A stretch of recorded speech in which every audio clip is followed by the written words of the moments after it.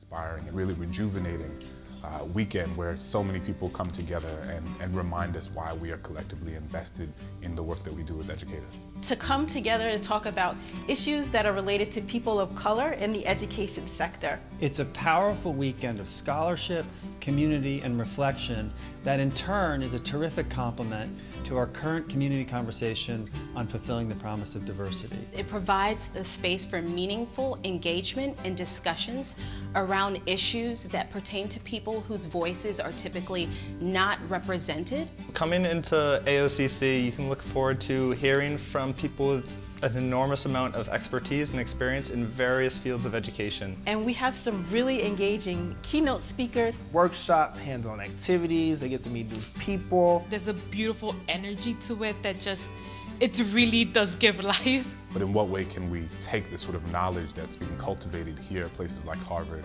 and engage in the sort of conversation that they're having with people who do the work on the ground? AOCC could be a great fit for discussing all of the questions and burning questions and ideas that you might have. So who should come to AOCC? Everybody. It's completely open and welcoming to the community. Whether you're in middle school, in high school, you're a teacher, you're a counselor, you're a professional. Policymakers, practitioners, scholars. I'm actually inviting my parents to come. The people who attend AOCC are inspired to actually make a change in their professional careers. At the Ed School, I have met some of the most brilliant people that I feel like I'm ever going to encounter. So the fact that all these alumni are coming back and giving to this same community must mean that all these beautiful ideas and work is just going to come together and be able to be represented in that one space.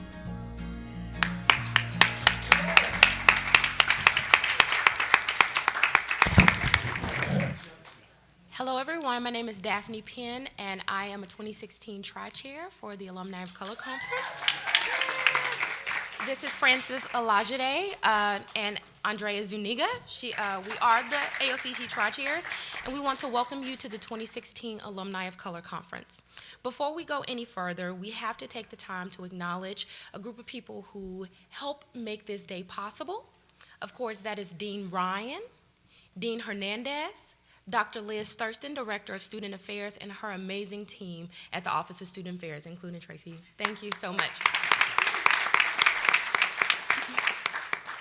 14 years ago, a group of dedicated HGSE students of color created this forum to bring awareness to educational issues impacting communities of color. Since that time, educators, scholars, practitioners, and policymakers have convened to critically engage issues of race, class, and education as they pertain especially to communities of color. This year's theme, Educators as Architects Building a Mosaic for Democracy Now, provides participants with the opportunity to examine the history of American democracy through a critical lens. While developing the theme, this year's election was at the forefront of our minds, and we felt that it was important to engage in conversations around democracy, citizenship, and political empowerment. These next 2 days will provide us with the opportunity to build a dialogue around the role of educators, families, policymakers, practitioners, and scholars in maintaining and expanding civic engagement in service of strengthening democracy and securing democratic outcomes for all people, and especially people of color. Thank you so much, Daphne. With that, we'd like to jump in today and get started with our opening panel. To introduce our panelists and the moderator, we will bring someone who could contribute to the day no better, Dr. Pamela Mason. Now, when you think about building a mosaic, carefully, you might really appreciate how apt it is that Dr. Mason, a specialist in literacy, who can tell us how small parts of words and language come together to make meaning, can contribute to leading us in this conversation this afternoon.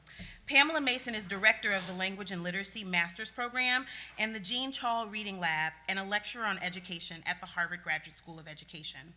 Her professional and research interests include the effects of text structure on comprehension, the interaction of text complexity and background knowledge, the interaction of literacy learning, culture, and multilingualism, and school-wide literacy. She has extensive experience as a reading language arts curriculum coordinator for several local school districts and as an elementary school principal. She collaborates with colleagues nationally and internationally on preparing reading specialists, teachers, implementing literacy coaching, developing school leaders, and evaluating school literacy programs. More importantly, Dr. Mason is a tireless and avid supporter of the Alumni of Color Conference, students of color on this campus, and reading as a fundamental tool for power, advocacy, and community engagement across our nation, and someone who loves us so much, and we're so happy to welcome her today.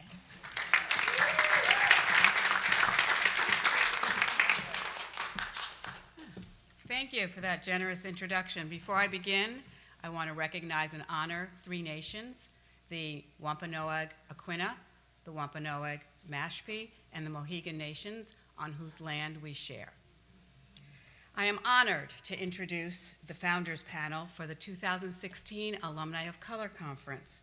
As HGSE students, our founders were architects of a vision of scholars of color sharing their work and sustaining each other and their allies in scholarship around diversity, equity, and social justice. They laid the foundation for subsequent AOCC conferences by stepping back and encouraging others to build the structures that would support their work. AOCC is the largest alumni homecoming at HGSE.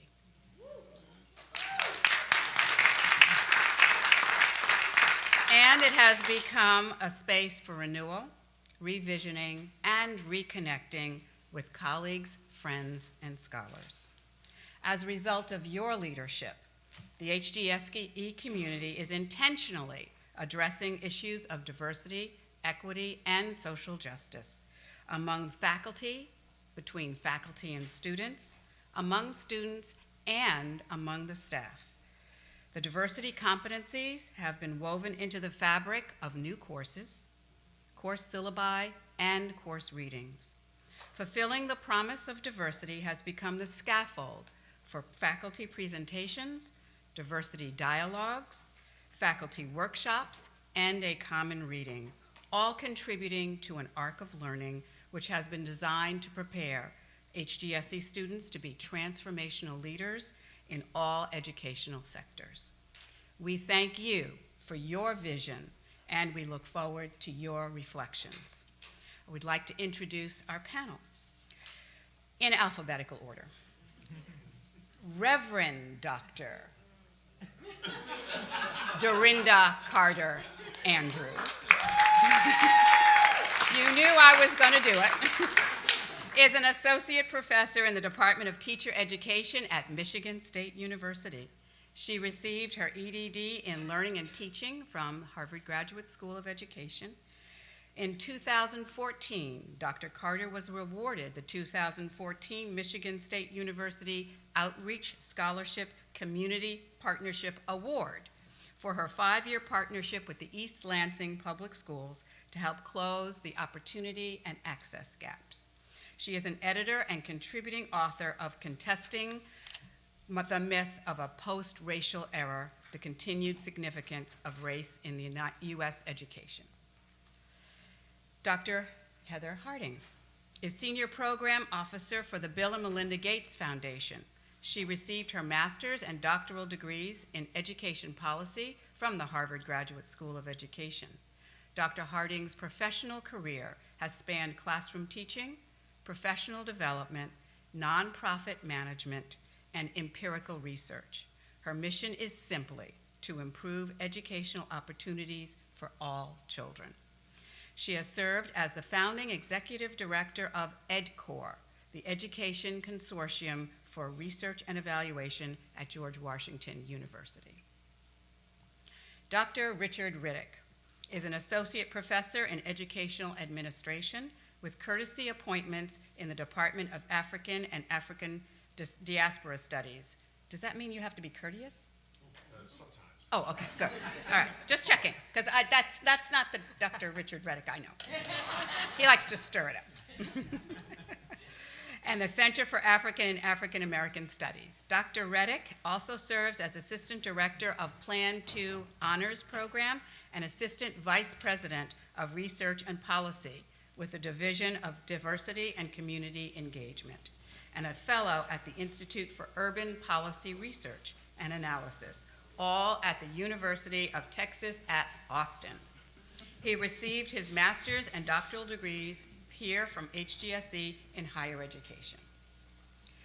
Dr. Louis Rodriguez is Associate Professor and Co-Director of the Doctorate in Educational Leadership at California State University, San Bernardino. He earned his master's and degrees in risk and prevention and administration and planning and social policy. His doctoral degree in administration, planning, and social policy from here. In 2014, he was named the Emerging Leader by Phi Delta Kappa in Washington, D.C., and in 2015, he was recognized as Outstanding Latino Faculty of the Year by the American Association of Hispanics in Higher Education. He is the author of 3 books, including Intentional Excellence, The Pedagogy, Power, and Politics of Excellence in Latina and Latino Schools and Communities, The Time Is Now, Understanding and Responding to Black and Latino Dropout Crisis in the U.S., and Small Schools and Urban Youth.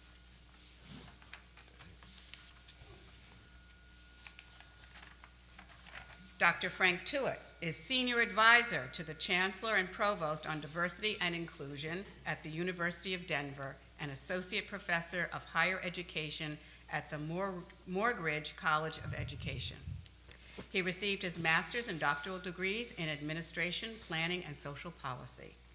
Dr. Tuitt is co-editor and contributing author of the books Race and Higher Education, Rethinking Pedagogy in Diverse College Classrooms, Black Faculty in the Academy, Narratives for Negotiating Identity and Achieving Career Success, and Contesting the Myth of a Post-Racial Era, the Continued Significance of Race in U.S. Education.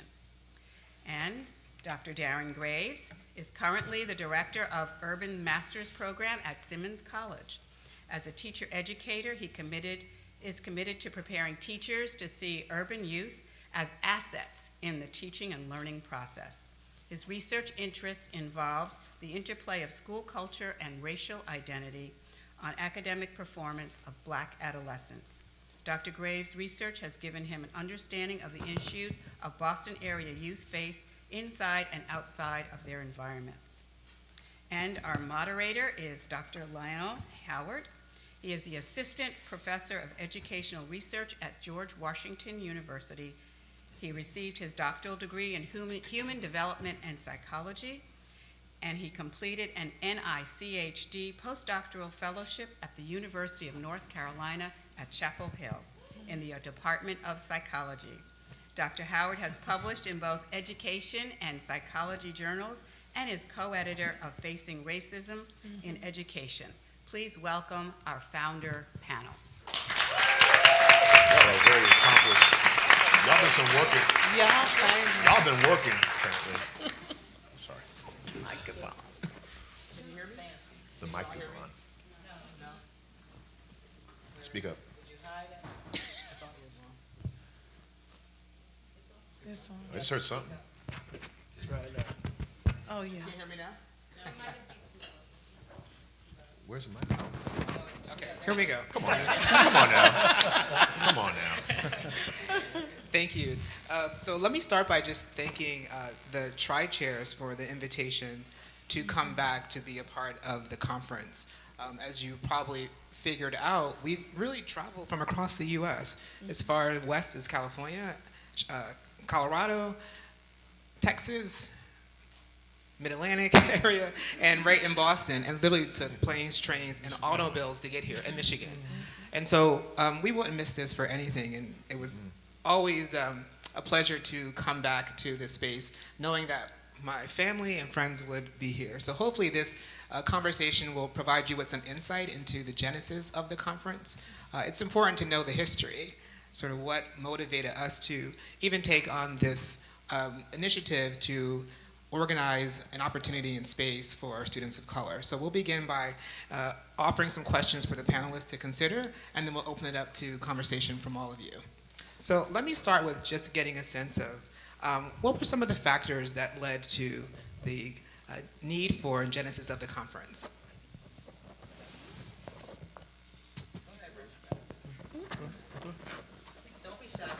You're in the middle.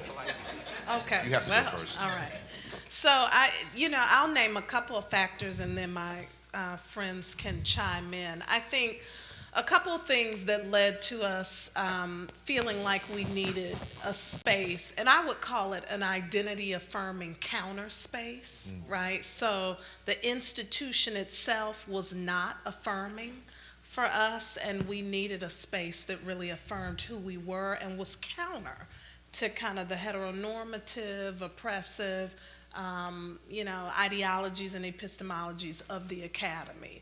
And some of the things we were experiencing were a revolving door of faculty of color, and what we mean by that is, faculty of color would teach here, but there was like this 9-year rotation.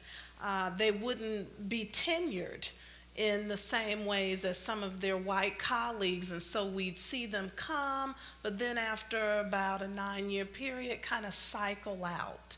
And that was problematic for us. Connected to that revolving door in terms of black and brown bodies was types of curriculum, right? So with those bodies came certain critical lenses, and if the bodies were revolving, so was the curriculum. And there were ways in which what those faculty members taught really fed our souls, our spirits, and who we were. And that was problematic for us, that they were not being asked to stay here. Some of those classes really focused on issues of race, class, gender, sexuality, but also critical lenses around research methodologies. So we saw a revolving door, particularly for faculty who utilize qualitative methodologies. And many of us, based on the kinds of research interests we have, wanting to hear the voices of our participants who we work with, talk with, we needed those methodological approaches to be in this space so that we could learn how to use them effectively. So those were some of the challenges around that theme of a revolving door that really led us to think about what are other outlets. I think another thing around, thinking about alumni of color, we were reading about scholars of color who went here, but we had no connection to them. And so we thought, this doesn't make sense, right? If these are people who used to inhabit this space, we respect their work, how is it? Why is there no institutional mechanism for them to have relationship with us? And so we just need to create that ourselves. And so that was part of the genesis, and my friends can add on to that. The other thing I'll add to it is HGSE had been experiencing a series of engagements between students of color and the administration around the climate at the institution, both in and outside of the classroom. And so there was definitely a sense of isolation that we were here alone, except for the two, I call them angels at Harvard, Eileen De Los Reyes and Chuck Willey, who were the primary folks who were engaging us in sort of authentic, real ways. And so this connection to alumni was another attempt to reach out and break down some of that isolation, to not feel like we were in the struggle alone. And when I say struggle, it was a series of engagements, to rallies, to letters, to protests around diversity at the institution. I'll just add that when we were reading alumni of color, scholars in the field, and seeing that there was no formal mechanism, so we would reach out to them and they would say things like, I don't want to come back to this campus. I don't know, and nobody ever invites me back to this campus. Oh, well, if we made the invitation as students of color, would you come? And that really, that idea of students inviting alumni of color back was a very powerful idea. So it became clear as we, wrestled with these issues that if the school maybe invited them, they might not come. But if we invited them, they were committed to be here time and time again. So, there was also a structural issue, and that is the master program being 1 year long. So the cultural taxation experienced by students of color. So we're here as AOCC founders, but we were also Comunidad and BSU leaders and student of color orientation. We did all of those things. And so it's so funny because we're talking about AOCC, but the memories get blended together. Because like, that was Comunidad, or that was BSU, or that was student of color orientation. We did all this stuff. And so, especially for master students who were here for 9 months, it's sort of like, well, what's the connection and what's possible? And the work that, for instance, Frank, who was our griot, I would say, had been here and sort of knew the terrain. There was so much cultural taxation experienced by students that the alumni could serve and help us in that role and say, okay, I'm doing this. And not just scholars or, quote unquote scholars who exist in the academy, but also people who work in communities. Because quite frankly, a lot of us weren't thinking. It's so funny because I think most of us were not planning careers in the academy. And here we are. Here we are. That wasn't the plan.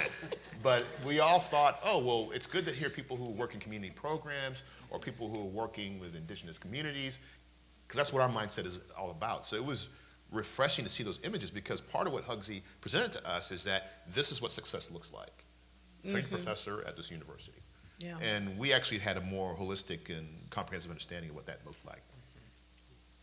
I would add that it seems like when you ask about the evolution of the conference, it's analogous to the civil rights movement and how that was started. A lot of people might say, well, there was just a lot of energy somewhere around the 1950s and 60s. Well, as we know, that was brewing since 1865 and probably before that. I would say with AOCC, there was that similar energy brewing for many years prior to actually kicking off AOCC. So I arrived here in 1998 as a master's student, and when I walked onto campus, I was telling one of the current students earlier that there was already a lot of energy. People like Frank were already here doing a lot of work and organizing and just bringing people together to have conversation or just being a support system for current students of color. And so from my perspective, between 98 and 02, there was even more energy and organization and just dialogue with faculty, among students, and even sometimes across the Harvard campuses. There were things going on that I think helped resonate with what we were experiencing here. And in a lot of ways, we had it a little better than some of our colleagues in some of the other schools. But I think the energy and the critical mass that we had at that particular time lent itself to developing and actually launching the conference and when we did that. I was going to add one more thing. I think in some ways the connection to alumni was also about looking for a way to sustain the movement that had been started at that time. That we thought if we could engage alumni around this, there would be a way for us to have pressure continue to be applied from the outside. And I think what most of the folks have been talking about is sort of what we were doing internally. And that was a unique period, because when I first got here, there was Ira Thomas, and then there was Hal Smith, and then there was me. There was like one individual who was tasked with trying to do all the work to create affirming spaces for students of color. And I was just thinking today, I don't think I've ever gotten a paycheck from Harvard. It's coming. But what's interesting is I feel like, and this is not in any way to cast a negative light on how it's evolved, because we started something that we wanted to evolve and take its own shape and form. When I came back last year, I think the only other face that I recognized was Darren's. And it reminded me that there had been these individuals here who had stayed here and continued to fight the good fight. Mm-hmm. And so Darren carried that torch for us. And I was like, we've gotten away from what we wanted to establish was a network for us to continue to stay engaged with the institution and not allow, the individuals just because they're in the area to have to carry all that work. So when I reached out this year, it was with that in mind, that we shouldn't have to ask to be invited back. That was the whole point of the conference, that we didn't have to be asked to be invited back, that we would have a space here. Yeah. So in your responses, you talked a little bit about some of the tension that was happening between the administration and the students, and this notion of taxation on students to manage, oversee the conference. So can you just speak to what some of the obstacles were in launching the conference and sustaining it from year to year? I mean, one thing that sticks out to me, and it's a part of this, the organizing of the conference and the evolution of the conference that I think is most sort of fascinating to me, and something that we have been thinking about from the very beginning, is the tension of it being student-run, led, organized, while not having all the resources we needed to be able to actually get the conference off, which meant that we would have to engage HGSE, in the process, which is a real interesting, exercise for us, because in some ways we were creating this conference as a way of saying, we don't like what you're offering us, right? But then we want to go, but then we're like, but we need space. We're going to need some space in the a little building. bit of money, right? And so that thing, right? And so it's been, and we thought really, I think, intentionally early on, even as we were, even before we were even thinking about some of the details of even how the conference itself was going to run in that given year, what does it mean, and how do we maintain the values, the mission, the sense of autonomy that we thought we needed to make this authentically what it is, while also seeking the support of the institution and figuring out to what extent we even wanted the institution to be frankly part of this whole thing. Right? But I think it was clear to us that we couldn't do this independent of the institution. And I don't even know, and we had a lot of debates of whether that should be even a goal or not. But it's been nice to see, and I think my humble opinion is, I think as the years have gone on, I think the more recent students have found an even better, I think, sort of balance between keeping it student run and led and organized, and having the institution also play a key part in it. So I think, for me, I think the Ask With forums are just a wonderful way in which, the sort of interest convergence model where we have, speakers and things that we need to be said, and the institution can benefit from it through the Ask With. So we've developed a nice balance, and I think every year it's just, and we have new deans, it can be different, but I think as the years have gone on, it's been interesting it still feels to me like student run, student led, and I think that's probably the essence of it in a lot of ways. I mean, I would add on to that. Darren mentioned interest convergence, and I was thinking about that, thinking about critical race theory and Derek Bell's concept of interest convergence. And I think we've always struggled with this duality, for fear that the institution would co-opt the conference. And I think that's something that, current students and incoming students always have to be aware of. I think that's why knowing the history of what it was supposed to be about is important, because it can get co-opted. I can remember in early years when there was the kind of tension around, is it the HGSE Alumni of Color Conference, or is it AOCC at HGSE, right? And the institution not really knowing if they wanted to actually put their name on the conference. And us thinking about, well, we're not sure we want your name on it either. And I think that, Right. I mean, you know, that because it's a branding issue. And so if you brand us, have you co-opted us? These are things you have to think about. And I think some of that tension is still there even today. And so, you know, to what degree are you really trying to achieve interest convergence, or is it really about diverging from what is normative and what we tend to perpetuate? So, and you know what's fascinating about that is that I think really taking what we had learned in classes and what we had been exposed to curricularly and finding things. So, you know, Hirschman's exit, voice, and loyalty, or you know, Meyerson's tempered radicals. I mean, you know, that kind of stuff, because it actually is a really interesting proving ground for our lives now. So I think we work as tempered radicals in our spaces. I know these people and what they do, and we're part of institutions. We actually, in some part, lead institutions or have leadership responsibilities, but we have to sort of measure how much of that sort of weight do we want to carry ourselves. And this issue of taxation that Lionel pointed to is real, because I really do feel like the labor that every single year we talk to AOCC tri-chairs, we have time to talk to them, if we have time to talk to them because they're so busy. It's like this is a commitment of love and energy and sweat, and the institution benefits from it. Because, you know, y'all on the front page, you know, look at this diversity we have at HGSE, it's great, it's wonderful.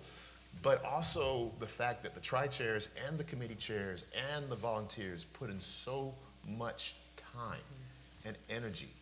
And nobody is compensated by that financially or academically necessarily, though I think it's one of my most important things I did in graduate school.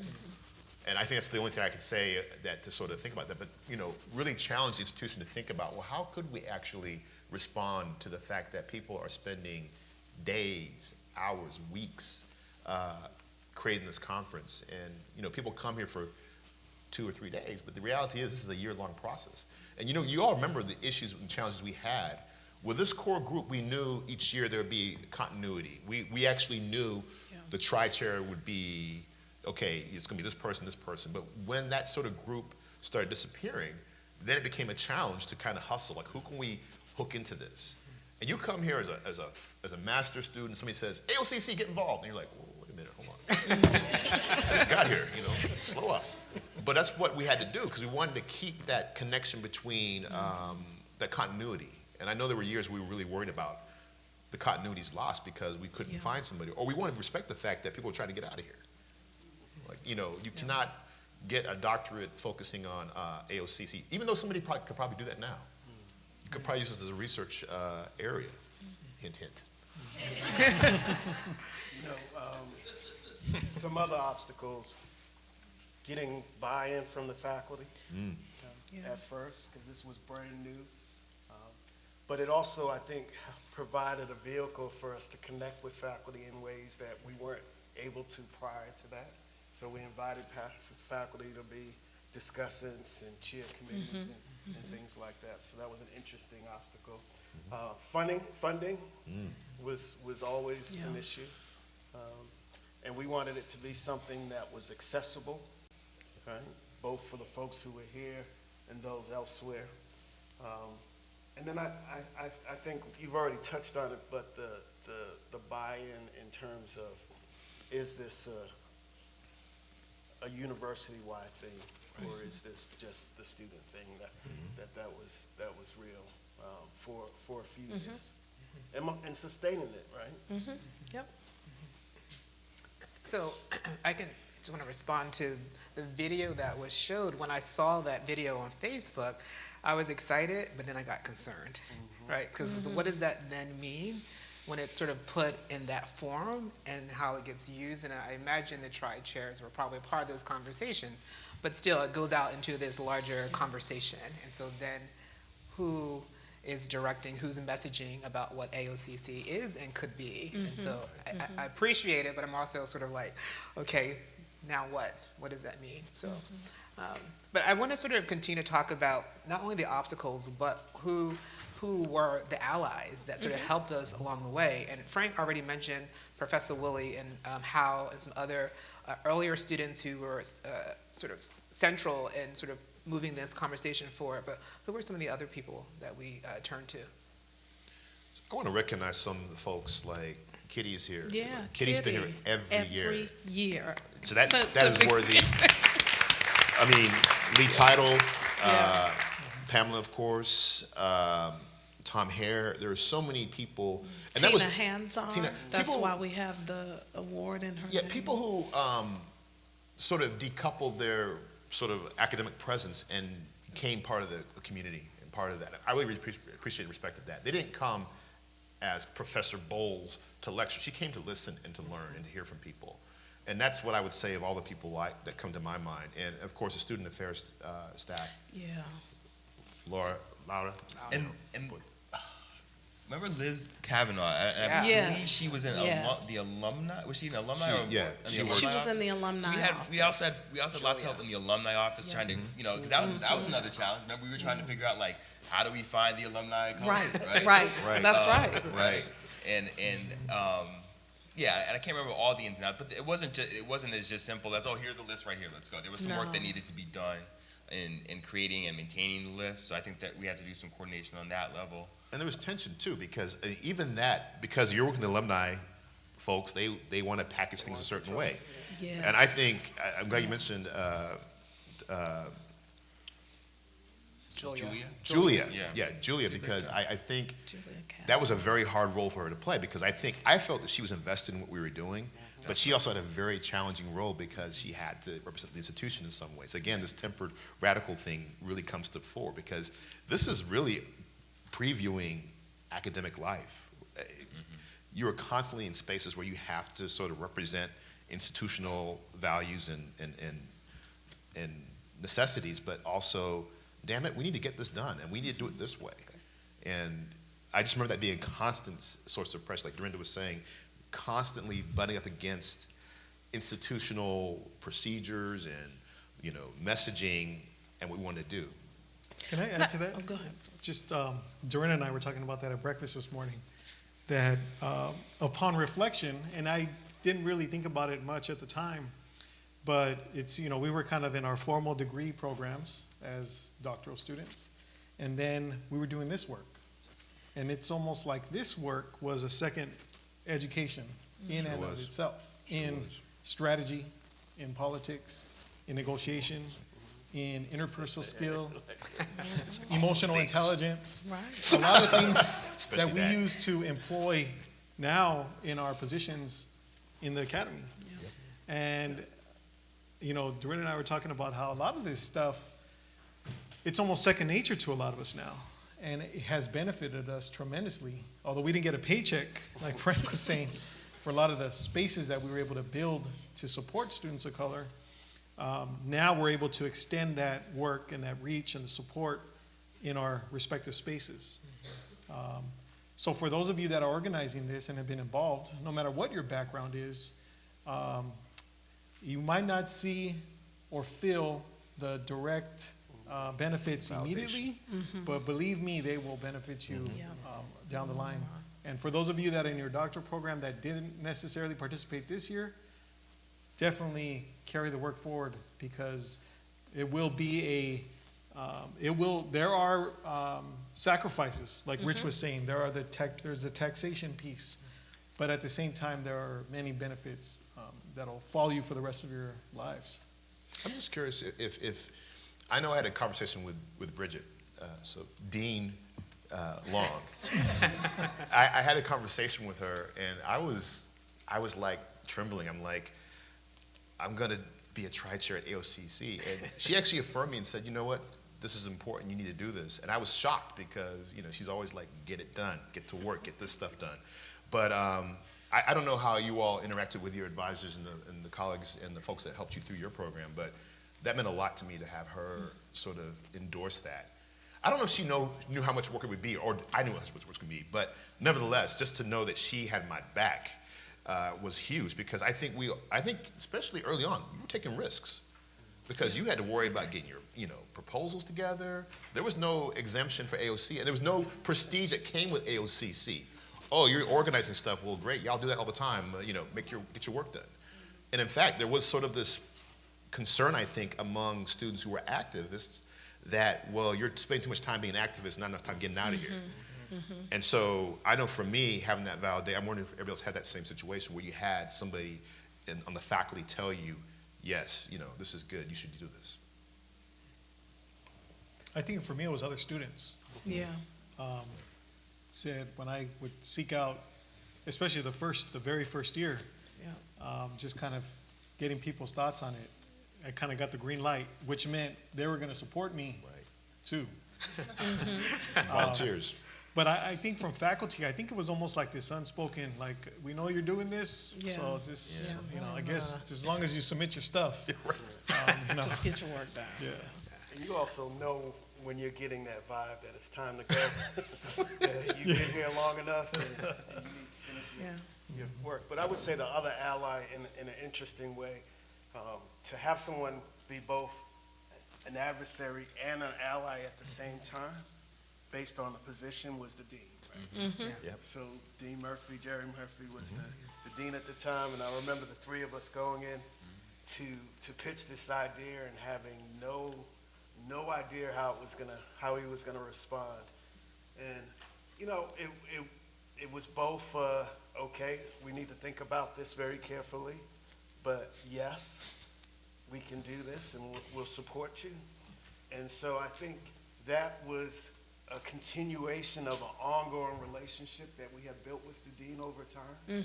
So it went from demands of all sorts to, we want this conference and we need you to support us on that. And in the end, that did happen. And we were talking earlier about, Rich was digging in the archives and pulling out pictures. We took this serious and had planning retreats. Your house? In the basement? We took minutes. I mean, it was. Who was present at the meetings? Yeah, who was present. We took attendance. Sure It was very formal. I mean, I think one thing, as I'm listening to this, the conference, I think about struggle happens in a certain space and time, right? And so Frank was here in the 90s, Rich too. I came in 2000. I think there was a sense, we knew that we were coming into a beautiful struggle. That's right. I mean, we use that hashtag a lot when we're talking to each other on Facebook. The beautiful struggle continues. And so there's a sense that you're coming into activism, right? And you're just gonna jump right in and do what you do because that activism is a part of your validation and your healing. The space is counterintuitive to who we are. And so the conference, I mean, we took joy in actually doing this. It was a struggle, but it was a struggle of love, of joy, and it sustained us in a lot of ways for our sense of survival. I mean, you're looking at, all of us were doctoral students at the time, and I wanted to say something about that too. Like structurally, I think one of the reasons it was able to continue was because we said early on in the program, we've got this idea, we should take this. It is not the responsibility of the master's students to lead it. We wanted them to be involved. We knew we couldn't do it alone, but we knew we'd be here several years to carry it. And so it's important that doctoral students kind of step up and master's students also, join in, but the doctoral students have that longevity, and that's how it kept cycling until, as somebody said, we got a little nervous around 2005 when we knew, many of us were exiting. So you want to be strategic about how you continue its longevity in that way. We'll take one more response. I just wanted to add on to that because I think so. HGSE has a number of student-led, student-run things that other universities do not. So we have the Harvard Ed Review, we have the Student Research Conference. There were models for us to look to, but the dynamic around master's students who only get 9 to 10 months here was many of us had been master students and had entered the doctoral program and knew what it was like to be here like that and get so much but still not get enough. So I think there was really, I was also just going to note that, it's a lot of work. Any of you who have served on the committee, it was a lot of work. We had to be organized. Dorinda had to make us take minutes and be there on time. Because in order to move the work forward, it takes a lot of people, and there actually aren't that many people of color here. Right. And so you do need to have continuity, and doctoral students play that role, but many master students stepped up and took leadership roles and have continued to do that. But you have to know that dynamic is going to wear you down. Yeah. So we're going to open it up for questions from the audience. So if you have a question, if you would step to either mic, we would be happy to respond. So please step up.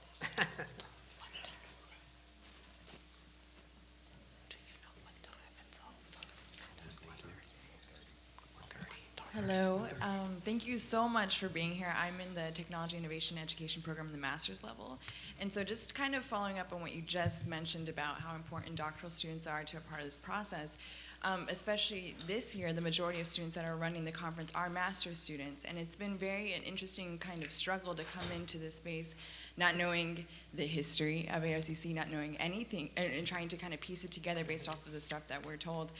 So do you have any tips if the trend continues and master students are taking more leadership roles? Do you have any advice on how to build that sustainability into this process for those incoming students that want to be involved and want to take on those roles, since maybe our schedules are a little bit more flexible with that? I know we'd always, I think we're at different levels of this project of doing some kind of like an oral history. Yeah. We've been talking about this a lot because of this very issue. So I think that's work that we as founders and other folks probably need to do, because we'd always talked about ways of trying to keep some type of documentation of the process, the history, et cetera. So I think that's something that we just need to figure out a way. And I think with the technology now, it's probably going to be easier than ever. But I also think there's a tension in it. I know I've had like different little debates with some of our founders about this, right? Because I think as founders, we had like our sense of like what this was supposed to be about and what we wanted it to be and where we wanted it to go.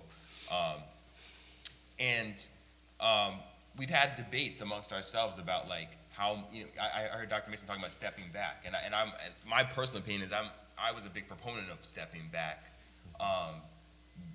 just because I think just like student organizations, like any of you have been in like student organizations who've been in this institution more than like 1 year, like BSU, like as a doctoral student, I've seen BSU be really different things on a different year, right? Yeah. 1 year it was super like social, because that's what folks needed, right? Mm-hmm. The next year it was super like political organizing, because that's what folks needed. And so using that principle, I think I sit a little more comfortably with the notion of that year's students making the conference what they needed to be for them. Right. Because these issues, and anyone who studies race, racism, critical race theory, these issues are dynamic and these things change. And so what I think the conference should be, or what I think the mission should be, may not be relevant at some point. And so I think there's this tension that we've always we still think about a lot, which is how much do we as the founders want to like make sure that the essence of what we wanted it to be and why we started it, et cetera, is there, and to what extent do we do we I don't know what the word is, but do we let the students who are there for that particular year make it be what it is for them. I remember 1 year there was a big international focus, and I know some folks up here were like, what? Like that's not what we, and I was sort of like, well, maybe, I don't, I didn't totally, whatever, but I guess the point was that that's what that group needed, and I don't know what role I personally had to tell them, like, change your focus. So that, I think it's a struggle. I think it's a tension. There's a structural, I'm sorry, go ahead. Yes, ladies first. Yes, absolutely. So one thing I think is, I personally don't think it matters who's going to do the work, as long as somebody wants to step up and do the work. Right. It's a lot of work, and so if people are willing and able, they should do it. I think my only concern around this, and when I started seeing this in the trade chairs, are doctoral students able to do it? Right. So we know that the cohorts have gotten smaller and the programs are different, and you need, and we've just told you the history made us believe that you need some continuity. So if there are not doctoral students who are able to do it, that's another issue, and that's actually an issue that AOCC should address by inviting alumni to come and talk about it with you, so, and building a coalition around that issue. Other than that, you're all grown, and you'll figure out how to balance your work. And as I said before, master's students had plenty of perspectives, work, and contributions.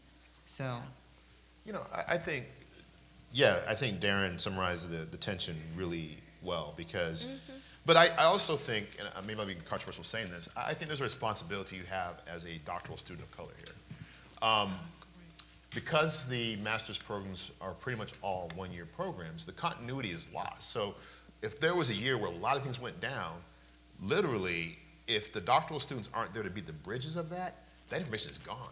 And I think Louis and I are 1 year apart in our master's years, but there's absolutely no connection between what happened my year besides Frank and Hal and Tony. That's how we connected, because the people who were present in the situation were. I don't want to make it clear that I don't want doctoral students to surrender their research, but I think if you could simply be a chronicler of what went down. This is what happened last year. And I do think it's possible. I'm a higher ed scholar, so guess what? This fits my work. But I think that's something that the community needs to really sort of think about and say, look, doctoral students, you're all busy, you've got crazy things going on, but we really have to think about a way that we can tap into your sort of expertise and your knowledge of the context. Because the institution is actually benefiting from the fact that y'all come for 1 year and you leave. That's a huge benefit for stasis. Like, oh, y'all be out gone in a year. But people start figuring out, well, wait a minute. We know people who were here 2 years ago, and this is what went down. So we're not going to drop that thing. So things like the revolving door, people were like, how do y'all know about that? Because we talk to people. We actually have a connection of people from the 80s, the 70s, the 60s even, and so forth. We did a thing called, it was called Those Who Come Before. It was really a powerful thing. We did it in Gutman, and Victor and Melissa Bernardin did this. They found pictures of alums of color. Like, we had no idea these people existed. And the most amazing one is we found there was an I think the first African-American person we found was in the 60s. Nobody knew who this person was. And we're like, wow, how can we not know that? It's only because they reached out to alums, faculty. Do you know these people? And just did it that way. So this is your history. And I think, people are saying, I'm here for 1 year, get my degree, get out, boom. But you have a lifelong relationship with this place. It is 14 years after we started this conference. I came to this place for the first time ever 19 years ago, and I keep coming back here. And I suspect you will as well. So I think it's about having that conversation as a community, not just with doctoral students, but also with the faculty. Are the faculty respecting and regarding the fact that students need this space? It's an important, I just saw Candace over there. Hey, what's up? Another former tri-chair. Thank you, Rick. Yeah, we just need to have that conversation as a community that's important. Like, it can't go by the wayside, and it can't be an abdication of responsibility to the community to sort of say, I'm out. Now, I know I don't know what the context of what's happening right now, but I think it's really important. We have a couple of people waiting, so let's take here and then here. Yeah, and my question actually goes right off of that. I was just talking to a few fellow alumni last night, and we were thinking about what is the role of ourselves as alumni.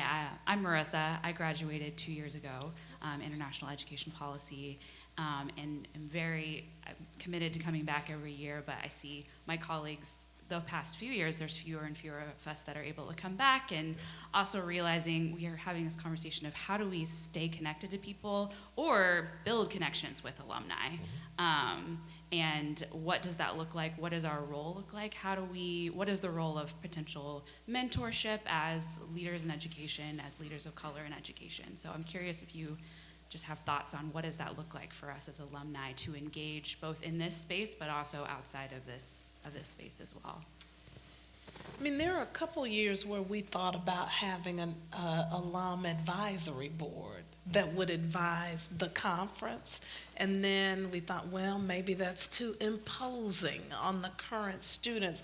But I think there has to be some structure, right, for that continuity, because it gets lost. And so it may be that students think about, oh, that would actually be a good idea. And, we had thought about alums would rotate, there would be staggered terms on that board, so that you would have the continuity, the institutional memory, and it also keeps the connection, the networking connection.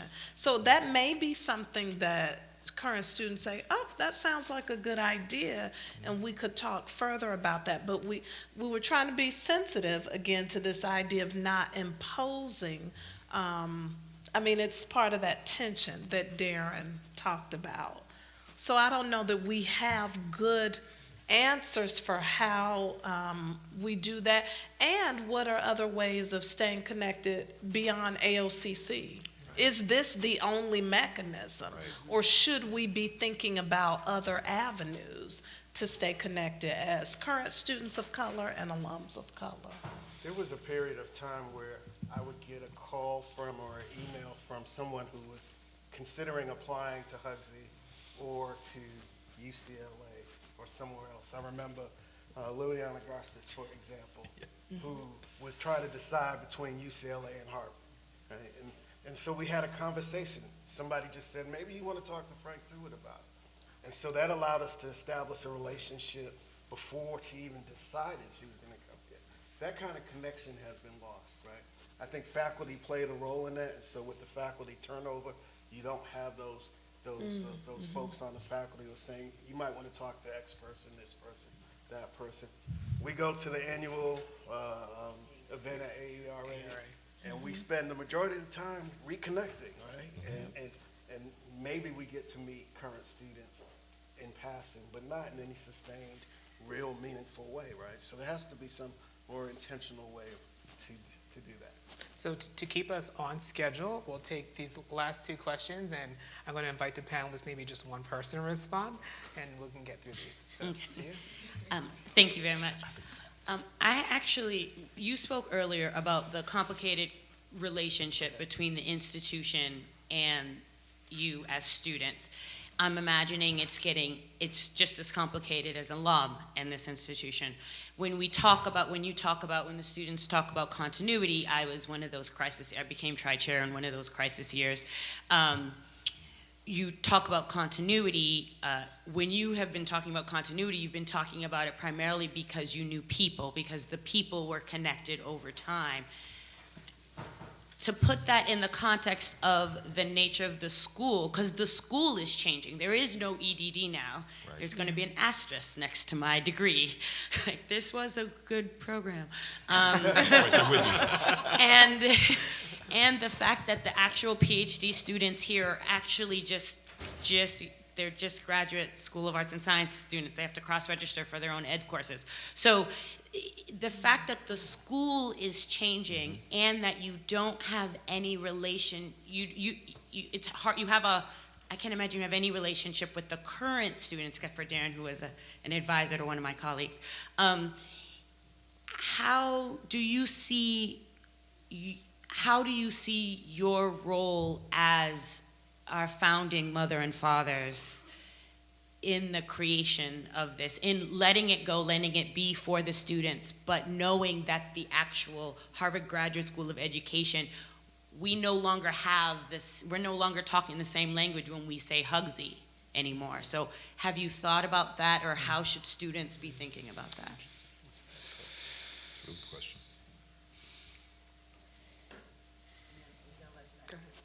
You can answer. Go ahead and answer. Respond.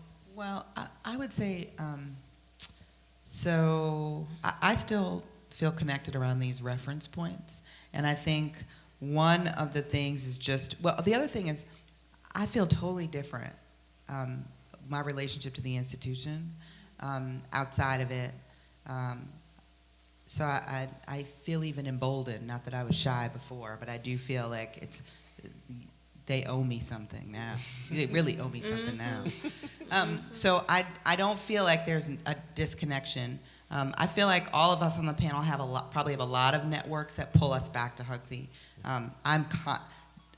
When you get out, never not nominate a person of color when the admissions office calls you or sends you that email that you fill out the form. I don't care who, find someone who they can start recruiting, because that's actually how I stay connected to present students, is that I will find someone in my network who I think is more than worthy and can consider, and it's really bore fruit. So I want to, if everybody is not doing that, and when you leave, do it.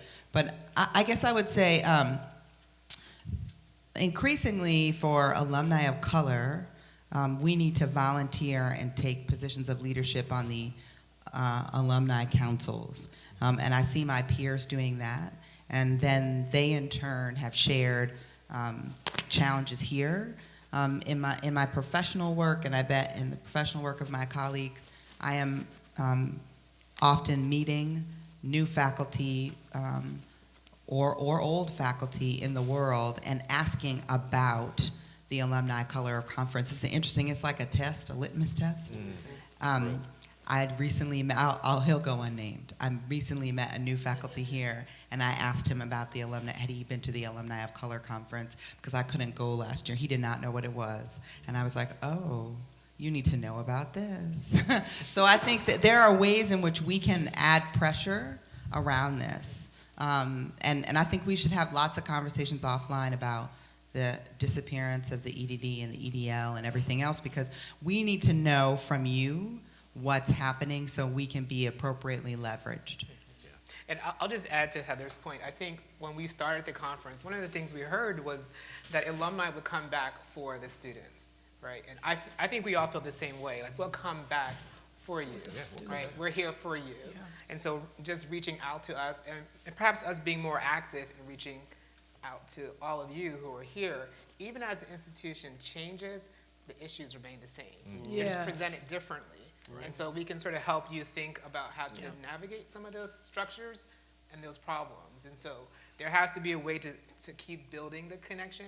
But I know we are here for the students, because I flew in this morning for the students. Right. Yeah. But I think that goes back to, see, this is part of that tension. For me, at the core, it's what Frank said very early on. This is the Alumni of Color Conference. Every year, Alumni of Color should be here. And in the beginning, we were intentional about finding the Alumni of Color, right? We couldn't, Teresa Perry wasn't gonna just, jump up and come, and Lisa Delpit. We went out and we got them. We said, we need you to come to this, and here's why.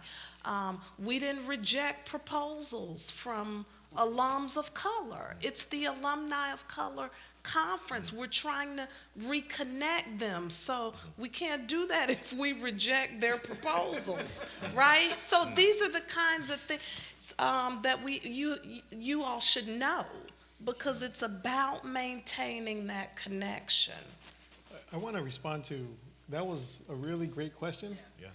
I feel like I want to have a conversation about that, because it makes me wonder if there's enough concern on your end, given that you're an insider, that AOCC is at risk of dying.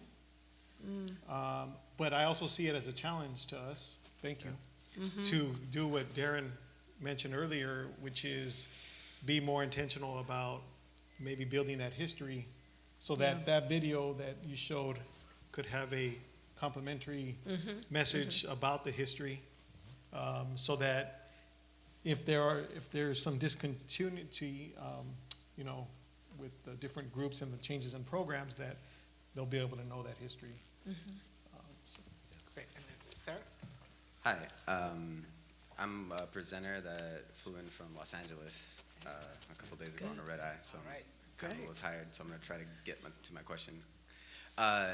So my feelings about the conference have changed drastically the more knowledge that I find out about how the conference started and the importance of it. When I was first asked by Andrea to submit a proposal, I was like, yes, we're going to deconstruct the Ivy Tower, get access to the institution, let's do this, what's up? And so as I proposed and I got an email, this is like, congratulations, you were submitted. We were able to bring down the cost of the conference to $75. And I'm like, well, so much for deconstructing the institution. You know, I'm coming from, you know, East Los Angeles, which is one of the most, Boyle Heights, one of the poorest communities in Los Angeles. And when I asked for funding from my school, they're like, oh, that's so great that you're going. We can't give you a cent. And I'm like, okay. So I had to hustle with some of my students over here. We fundraised. We got enough money to get our plane tickets and come out here and have a little bit of spending money to, you know, get a nice coat. You know? Coats are necessary. So, and then now listening to, so when I first heard about, you know, this is going to cost even the presenter some money, I'm just like, oh, you know, blaming it on Harvard and this elite institution that just expects everybody to have this money. It's like, oh, okay, it's chump change. Only $90, only $75. And then now listening to all of you, and especially listening to Andrea and the struggles that they've been going through, I'm like, oh, okay, I get it. It's not Harvard. And especially just even talking about whether or not to put Hugsy in front of AOCC. I'm like, oh, it's real out here. And I'm like, okay, I'm starting to see it. But so my question is like, what are your feelings on the next steps of, you know, widening the scope of providing access to this institutional knowledge for people across the country to be able to, you know, take part to actually start to deconstruct these elite institutions to provide access to some of the wider communities that need this exposure, need this knowledge, need to share their own knowledge. Because if it wasn't for that beautiful struggle that you talk about and my lack of sleep, we probably would have just, and you know, they work tirelessly too. I mean, we probably wouldn't have come. Yeah. Well, you know, go ahead. Okay, so one thing I think is really important is the idea that this is a validating experience for alumni and students, but also for the students you impact as an alumnus, right? That's an amazing thing about this conference. In the first year, we always said youth were an important part of this conference, and I'm proud that's still continuing because that's a huge part of this. Yep. Because you can get very naval. I remember we went to a conference one time, we were having a conversation about Hugsy, and one of our friends was just like, what y'all complaining about? You're at Harvard. And you're like, oh, there are issues here, but there are bigger issues elsewhere, and there's this sort of weight of privilege that sort of lets you sort of academicize these concerns where people in the communities are really suffering. And so, two things I think about that. The first thing is that, you know, if you ever go missing, Harvard will find you. They will send you that letter every year. Like, please give to Harvard. Right. Tell me you want to give to AOCC. Like, my $25, that's what it is right now, you know, goes to, you know, I try to direct it to places I want. I do this work so I know if you expressly say, I want this money to go to this, it has to go there. They can't put it in the general scholarship fund. I want to go here. And you know, quite frankly, as a higher education scholar, we don't often think about the power of collective giving as a community. Like, who are we giving to? Are we all giving just randomly or not giving at all? Or are we all giving 5, 10, 15, 20, $50 for this cause? That's powerful. Yeah. And the other thing I think is really important about what you said is that I never really understood this until I came to Harvard, because Harvard is so intent the class gift. They're on it. Like, when you get here, it's like, we want to be lifelong partners with you. When you die, we want your money as well. So, you know, planned giving, you know. I just think that's a critically important thing. So we should probably strategize about, we should endow the conference. Yeah. We could collectively figure out a way to contribute funds to this. Let me just make this, so you just know this is not just an issue that people are dealing with in community-based organizations or schools. My department chair refused my funding for this conference. He didn't think it was a conference. He thought it was an alumni meeting. Yeah, I'm saying on tape. And I was grossly offended by that, because I'm like, this is a conference and it's a space of scholarship. And you know, for you to make it a meeting, you didn't read the proposal, first of all, and secondly, you're not respecting the community-based knowledge that comes from this place. Right. I better stop before I get angry. what I would add to that too is I think what's evolved about the conference that I think has been good, and I know that we struggled with it early on, was both in the realm of keynote and in the realm of the presentations, to what extent do we make it exclusive to alumni from Harvard, and to what extent do we make it bigger? And I thought I was always an advocate, because I thought we'd run out of sexy alumni keynote speakers of color, which is a pipeline issue for Hugsy. But I think so. I was very pleased when in different iterations of the conference opened up presentations, keynotes to folks broader than our alumni community, because I think that's part of the solution. I think we also need to think about things like endowments and thinking about technology as ways as well to bring this message further out. I've been fascinated by the ways I've been able to follow conference proceedings on Twitter and other types of outlets. So I think I appreciate the question, because I think we have a lot of work to do to broaden our audience. So just one comment to, but both and. This can't become, it shouldn't become just another conference that we submit proposals to. Yeah. Right? And I've had that experience with my colleagues around the country saying, hey, I'm going to Harvard. Are you going to be there? I'm going to AOCC to present. And that's great. But this was meant to be a platform to address issues both here and in the communities that we care about. And if we lose sight of that, then just call it a regular conference. Don't call it AOCC. I mean, that's a hard line to draw. But I really think it's about the consciousness of this place, and it can't lose that. Great. So that is a great way to end the conversation. But my hope is that we'll be here through the weekend, most of us. So please do approach us, ask questions. We are happy to talk with you one-on-one in small groups. We are around. We hope this was insightful, provided some insight into the history of the conference. And this is the start of a hopefully very engaging weekend. So thank you.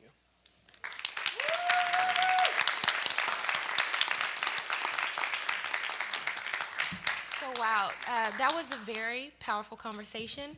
I just want to say that it was actually Dr. Tewitt who reached out to us. He submitted a form on our website that was developed by Elaine, a master's student here. And it was like a blessing. I felt like it was a gift that had fallen from the sky, because I had envisioned that this panel would be a panel of past tri-chairs, because that's all I thought was possible. You know, it didn't even crossed my mind that we could potentially have the founders here sitting on this stage. So when you emailed me, I immediately text Francis, I text Andrea. I was like, look what just happened. So I just want to say thank you, because we appreciate it.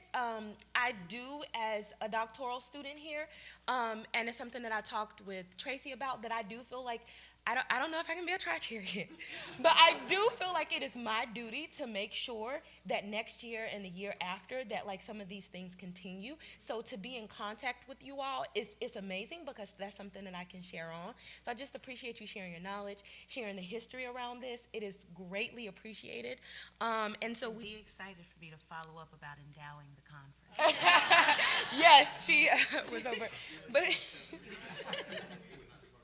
but we also wanted to take the time just to formally thank you. We have some gifts for you. We hope you enjoy bags where you can represent Hugsy. We have some really cool t-shirts. I don't know if you saw, but thank you very much. As well as we would like to send a special thank you to Dr. Pamela Mason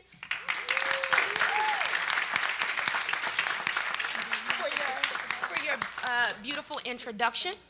And so we wanted to make sure you knew about the sessions that will happen. You have a small break, but there will actually be another session in here called leaning into the discomfort of diversity, real actions necessary for real reform. That will stay in here. Another panel, portraits of learning beyond the classroom, identity and becoming in extracurricular spaces. And I don't know if you've ever heard of portraiture, but it was developed by Professor Sarah Lauren Florence Lightfoot, and so they will be presenting some of their portraits that were actually developed in her class. And there will also be 4 workshops: Reclaiming Oral Histories, a workshop, Teamwork Makes the Dream Work, another workshop, Activating Community Consciousness to Combat Islamophobia, and finally, a workshop, Still Pale and Male, The Persistence of Gender-Based Conceptions in Leadership and Education. And so you can find the locations for these in your program, as well as you can find detailed schedule information in terms of the abstracts if you're trying to figure out where you want to go. If you can just flip to toward the back of the book. Sorry, here. We tried to cut down on the number of pages, but the breakout sessions begin on page 24, and you can actually read the abstracts for the sessions. So I thank you for coming. Again, I thank the alumni. I thank you, Dr. Mason. And there's one more announcement from Andrea. And we have one more announcement. So folks, we know, thank you again for being here, and thank you again for the panelists. We know that some of these conversations that you'll be having in these workshops and listening in the panel might bring up some sensitive issues, some difficult things to think about and talk about. These are very charged workshops and panels. So we are offering up what we're calling a reflection room. So for Friday and Saturday, we will have a special room. We're doing our best to staff it with people who are listening partners, some with social work background, but there will be listening partners, or you can sit there alone if you need a place to either talk with a friend, talk with someone else, if you just need to sit alone, or write your ideas out. We have these little sheets at the registration table, and just to let you know, it'll be Friday, we'll have it open from 12:30 to 5:30, and then in Larson GO8, and Saturday in Longfellow 2:30, from 9 a.m. to 11, and then again from 1:30 to 6:30 p.m. These will be again at registration, and please feel free to ask any of us. It'll also be posted on our website and on our Facebook. And thank you very much again for joining us. Thank you.